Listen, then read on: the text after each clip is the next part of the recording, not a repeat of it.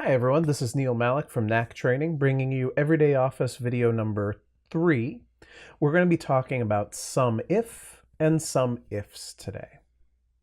Now, pretty much everybody who stumbles upon Excel at some point or another has use for the SUM function. The SUM function is how you add information up. And as you can see over here on the right, I've added up the total revenue in this gigantic table over here, and it came to just over $1 billion of revenue for our property sales. But very often you'll want to be able to sort of isolate individual values within this data set and say, okay, well, that's fine. I understand what the total revenue is, but can you show me the revenue if it's in the Pacific region? Or can you show me the revenue if it's a commercial property? Or can you show me the revenue where it's a commercial property in the Pacific region? So you can see over here, I've made a very simple function that creates a total revenue based off the region that the sale was made in. And so $272 million worth of our sales happened in the Pacific region, not the rest of them. There are two simple functions here. One is called SUMIF, and the other one is called SUMIFS with an S at the end. SUMIF in the old days was the only function we had, and it allowed us to test for one criteria. So for instance, in this case, we tested whether the region was Pacific or not. That would be a single criteria test. But there were enough situations where people wanted to know about the commercial properties in the Pacific region that Microsoft had to invent a second function, the SUMIFS function, that lets you do more than one criteria at a given time. This happened between 2007 and 2010, so if you have an older version of Excel, or if somebody that you work with has an old version of Excel, you might not be able to use this new SUMIFS function. So let's test this out on a couple of different exercises. Again, this spreadsheet is available to you if you follow the link to my blog down in the description. You can download this spreadsheet and work along with the exercises. So as you can see here, the first thing that I'm testing out is very, very simple. The values that I'm adding up, we want to test those values, the values themselves. And if we say the contract value is a low contract value, we want to sort of bucket those all together. And if it's a high contract value, we'd like to bucket all of those together. And as you can see, I've actually written the cutoff right into the spreadsheet so that anytime I want to, I can say, oh no, the new cutoff is now $20,000 as our high versus low contract. So using the SUMIF function, we should be able to add up all of the values that are less than $20,000 and add up all the values that are greater than $20,000. So I'm going to go to cell B3 right here, go to my Formulas tab at the top of the screen, and anytime that you're going to be using SUMIF, SUMIFS, COUNTIF, average ifs, etc., these functions all live in the same place that the original function that they're based off of comes from. So in this case, if I'm using SUMIF, I should be looking for sum, and I should be getting that function in the same place. So the sum function falls under the Math and Trig drop-down menu. And you'll see that if I go down to the area that has the sum functions in it, not only is there sum, but there is also SUMIF and SUMIFS. So let's test out the older one first, the SUMIF function. As you can see, it asks you three pieces of information: the range of cells that we're going to compare, the criteria that we're going to compare it against, and if we're comparing something that's different from the range of values to be added together, go ahead and tell me what the range of values to be added together is. In this exercise, we're going with something so simple that the range of values to be compared is the same thing as the range of values to be added, so we will not be using this field here. So the range that I'm interested in is cells B9 down to B24. And the criteria that I'm comparing these cells against, I need it to be less than the cutoff value. So the way I make this happen is I put the less than symbol into quotation marks. So quotation marks before the less than symbol and then after the less than symbol. And then I use an ampersand to say, take that and tack onto it 20,000. So notice right here it says, okay, so you're telling me that you're interested in cells B9 through B24 when they're less than $20,000. Well, right now when I'm looking at it, it comes to $61,530. Let's see if that's true or not. So we have 13,000, 9,000, 10,000, 13,000, 10,000. So that's 10, 20, 30, 40, 50. Plus the change on that, 3, that's 6, that's 4, so that's 60,000. So 61,000 looks like it comes out right. Then I click OK. And I do the exact same thing, but with the opposite direction for the high contract values. So I go here to cell B4, use the Math and Trig drop-down menu, find SUMIF right here. The range, again, is the same set of cells, B9 through B24. And the criteria is the opposite direction, so quotation marks. This needs to be greater than or equal to. So both the greater than and the equal to sign inside of the quotation marks right there. Ampersand our cutoff of 20,000. So you're telling me anything that's greater than or equal to $20,000 should be added together. They're saying it's $517,000. I'm not going to do that mentally. I'll hit OK here. And let's just test this out with a little calculation right next to it. Equal sign sum of all of these cells put together. So you see here what I'm testing. If $61,530 plus $517,030 comes out to the grand total, then we're doing well. So right there, $578,560. 530 plus 30 is 560. 517 plus 61 is 578. That looks great. And if we change the cutoff to, let's say, 30,000, see if that changes anything. Nope.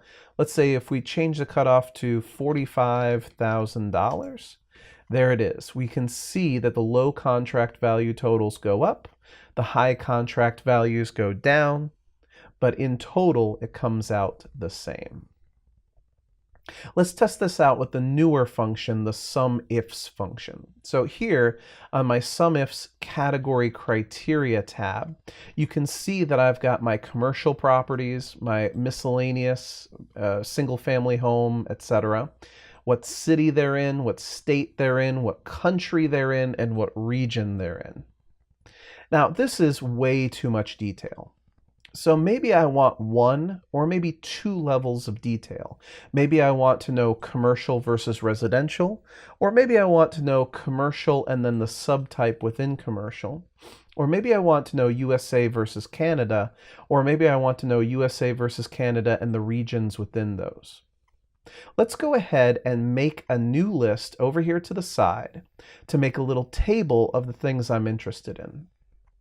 So here, I think I'm going to go with the USA and Canada and the different regions within those countries. So I'm highlighting cells E4 through F4. The keyboard shortcut I'm going to use next is Control-Shift-Down arrow. That highlights all the way down all 6,781 rows of data. I'm going to copy these entries and watch what I do next. I'm going to come over here to the side and I'm going to paste these in. But of course, I don't want a bunch of Pacifics. I don't want a bunch of Northeasts. I want all of those to be one entry apiece. So the way I make that work is I highlight all of those entries right there. I use my Data tab at the top of the screen and click on Remove Duplicates. Just this easy. I click OK, and it says, okay, well, there are 12 unique values. You can see some Canadian values, and you can see some United States values. Let's go ahead and take the labels right here, country and region, copy those and paste them right up on top. And let's take one more step. Let's alphabetize the regions, A to Z, and alphabetize the countries, A to Z. So now we have 3 Canadian regions and several American regions. Okay, we're looking pretty good here. Now what we'll do is we'll use the SUMIFS function to add up all the revenues that match up with Canadian Central Canada values. So we'll call this total revenue. Let's just go ahead and make sure that that fits in with everything else here. Lovely. And now we want a grand total here. So we go to cell N4, go to the data tab, the formulas tab at the top of the screen, to math and trig, and find SUMIFS with the S at the end. In this instance, I am going to test both the country and the region, although you can probably tell here there's no overlap. There are plenty of other situations where there would be overlap between the two different columns, so we'll test both of them just to be very clear about it. I pick SUMIFS. What's the sum range first? The first thing we need to do is tell it that we're adding up the revenue column, and so that is cells G4 through G6781. And as you can see there, I press the F4 key on my keyboard to turn those references to those cells into an absolute reference.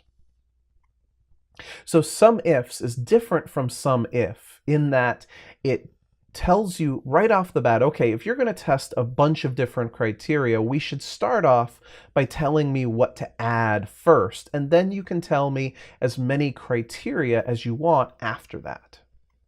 Okay, so we're adding up the entirety of the revenue column, but only where, if we go here to criteria range 1, we're going to test the country first. So we highlight from cell E4 through E6781, and again press F4 to lock that reference. So the value in there has to be equal to the criteria of CAN. Now we are not locking this down because as I autofill this down, I want it to look at CAN, CAN, USA, USA, USA. I want this reference to be flexible and slide down the table. Next up, criteria range 2. Now we're going to test the region. I highlight the region from F4 to F6781 and tap the F4 key on the keyboard to create an absolute reference to those cells. And now on criteria 2, I say the criteria is that the region should be Central Canada. So the full SUMIFS values here first add up the entire revenue column where the entire country column is equal to Canada and where the entire region column is equal to Central Canada. I click OK, maybe even format that so it looks a little nicer. And it says, sure, we've got $112 million in revenue from Central Canada. I autofill this down and it gives me the grand total revenue from all the different regions. Now the beautiful part about this is now I don't just have to work with this table here and sort of glance in here and see, oh, the Great Plains is 221 million and the Pacific region's 272 million. Instead, what I'm going to do here is click onto this data, and if you have Excel 2016 like I do, I'm actually a big fan of this new chart type called a tree map chart. I go to my Insert tab at the top of the screen, and over here on the right, there are these various different chart types, and right here there's one that kind of looks like a few different rectangles kind of smashed together. When I click the drop-down menu right there, you see that it's got two different hierarchy charts, one called a sunburst, not a big fan of the radial look right there, and one called a tree map. And so I'm going to choose tree map there, and notice how well that sort of sets up the description, the conversation around how much of our revenue comes from these different regions. So by using a simple copy and paste with a remove duplicates. We created a simple list of the possible entries. Using the SUMIFS function, we were able to add up all the things that matched up with the country and region in question. And then finally, we took those values and threw them into a tree map chart. And graphically here, it's very easy to see the ratio of the United States' revenue versus Canada's revenue and the Pacific regions versus the Midwest region. Before we sign off on this video, one last exercise I want to show you guys. If I am going to be trying to use a multiple criteria lookup, very often, instead of trying to use concatenation with VLOOKUP or index and match, instead of trying to do Control-Shift-Enter functions and things like that, very often what I'll do is I'll simply use the SUMIFS function as my lookup. So if you look at this exercise right here, you can see that we're selling different kinds of wines. And we're selling these wines either at the retail price, the wholesale price, or the peak price. And the problem is that every one of our wines, here are the three wines, Stag's Leap Orchard Hills, St. Helena Samantha Vineyards, and Spring Mountain Tulip.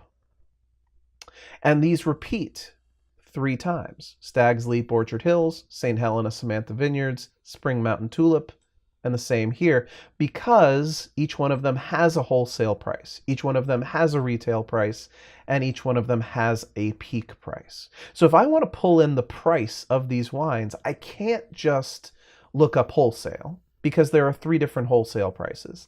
And I can't just look up Stag's Leap Orchard Hills Cabernet Sauvignon, because there's 3 different entries for that.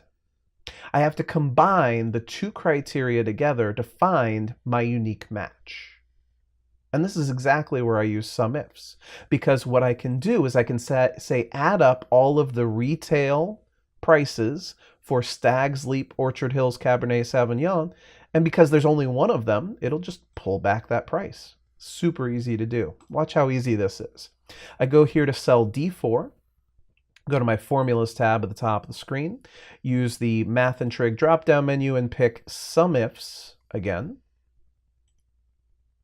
The sum range is going to be the entirety of this price column over here on the right-hand side. So this is what I'm looking up.